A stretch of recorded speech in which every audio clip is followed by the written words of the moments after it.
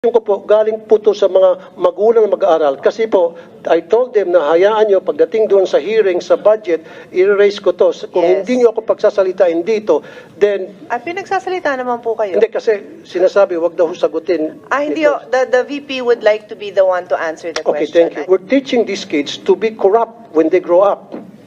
How and why? Because they know, and they knew, na yung paghingi sa kanilang contribution ay pangingikil. Sir, So pag lumaki po itong mga estudyante, makikita nila na okay lang pala yung mangikil kasi si teacher nangikil sa amin. Number one, you asked the question on how you can help. Paano kayo makatulong na senator na kayo ngayon? Pwede po kayong gumawa ng batas na ipagbawal po ang voluntary contribution sa mga PTAs.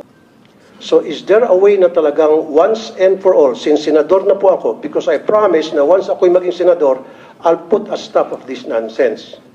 Nung ako po'y wanted sa radyo na broadcaster, of course wala po akong magawa. All I can do is call the authorities and tell them, hey, we have complaints pertaining to this and that. Now that I'm senator and they elected and voted me para mabigyan solusyon itong problema ito na mga magulang na mag-aaral, I have to do something to put a stop to these problems once and for all. Can you guys promise me na mainto na to para ako po'y maging supporter ng inyong budget at hindi ko po kontrahin. Humingi kayo ng 1 trillion pesos for all I care. Kasi alam ko kailangan po ang maayos na budget para sa DepEd. And I firmly believe na kailangan talaga ng DepEd ng pinakamalaking budget among all other agencies because we need to give quality educations to our poor na mga kababayan. Because I believe in who he was less in life should have more in law. So dapat sa ating batas, bigyan po ng magandang edukasyon, bigyan po ng magandang serbisyo ang mga mahirap nating kababayan. Dito lang po sana sila makakabawi. And I agree, dapat pabawiin natin sila sa pamamagitan ng pagbigyan ng quality education. Pero how can we give these students quality of education kung kulang-kulang? And then we're teaching these kids to be corrupt when they grow up. How and why? Because they know and they knew na yung paghingi sa kanilang contribution ay pangingikil. sir, So pag lumaki po itong mga estudyante, makikita nila na okay lang pala yung mangikil kasi si teacher nangikil sa amin. So paglaki nila, there's the possibility na baka mangikil sila. okay. Senator Tulfo, your time is up, no? You've been informed that your time is up. VP. Madam Chair, Your Honor, number one, you asked the question on how you can help. Paano kayo makatulong na senator na kayo ngayon? Pwede po kayong gumawa ng batas na ipagbawal po ang voluntary contribution sa mga PTAs. And then, pwede po nating i-implement yan. May penalties po yung teacher or parent na mag-insist na merong voluntary contribution. Ang mga PTA po, just like all the other associations, are guided by the majority. Kung ano po yung nadedesisyonan ng majority doon sa kanilang association, yun po yung nasusunod. Now, it is a voluntary contribution. Ibig sabihin, hindi po pinipilit yung mga estudyante o yung mga magulang na mag-contribute kung yun man ang nadesisyonan na project ng PTA. Marami po tayong mga stakeholders na iba-iba po yung projects nila sa ating mga paaralan. Hindi lang po mga PTA, but we have NGOs, we have private sector donors who partner with our public schools sa mga specific na projects nila in certain schools. Ganito po din yung ating mga PTA. Pinag-iisipan po ng teachers and ng parents kung paano sila makatulong sa eskwelahan para sa pag-aaral ng mga bata. But then again, as I said, these are voluntary contributions.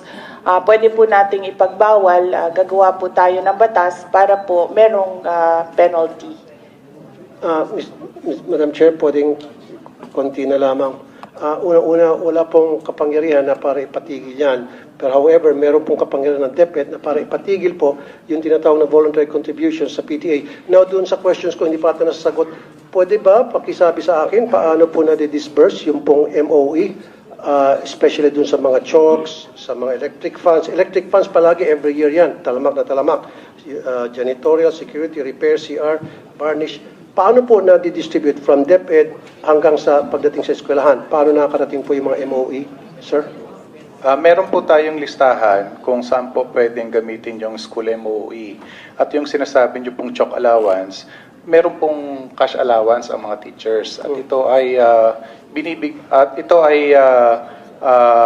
taon-taon na ibinibigay sa mga teachers. Kaya hindi po tama na mag-demand ang PTA na magsusolicit ng contribution from the members of the PTA para mabigyan ng chalk allowance ang mga teachers because meron ngang panukala sa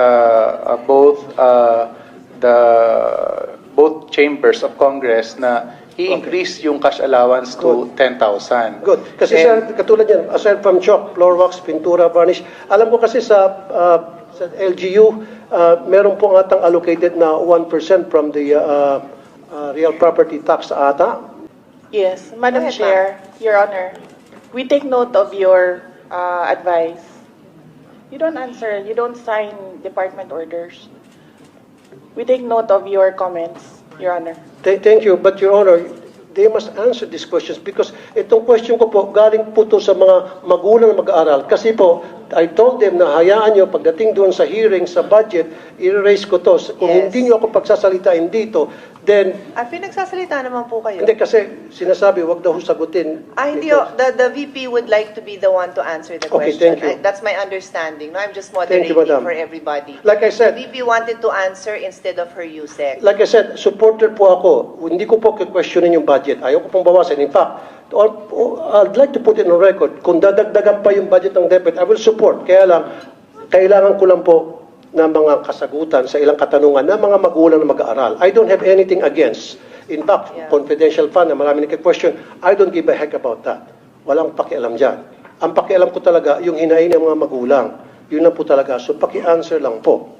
Kung sino sanang gusto If I mag-answer. may, Senator Raffy, the Secretary took the floor earlier and responded that ang suggestion po niya, and correct me if I'm wrong, my understanding from the Secretary is that she said what you could do, because you were asking what you could do now that you're a senator, is to pass a law that would prevent that. Because as far as DepEd is concerned, they have already issued the memorandums that prohibit contributions. Pero yung gustong gawin ng PTA, ng parents, my understanding is that's out of your hands.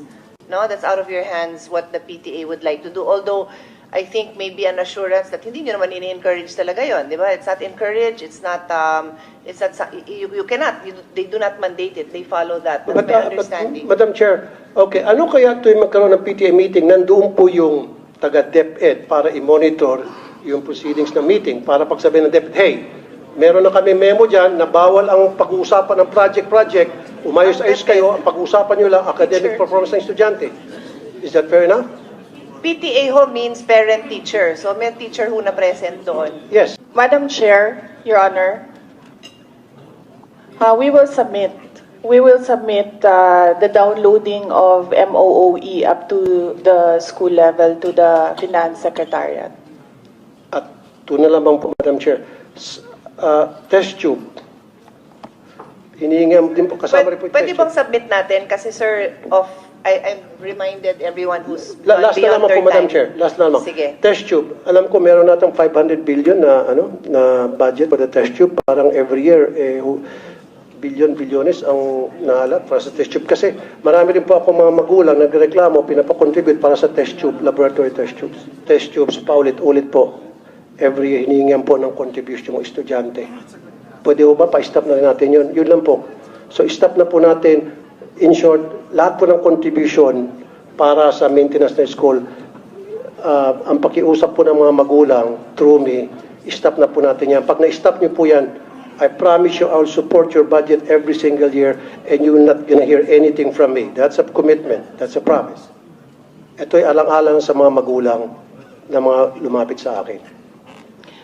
Madam Chair, Your Honor, we take note of the advice of the Honorable Senator Raffy Tulfo.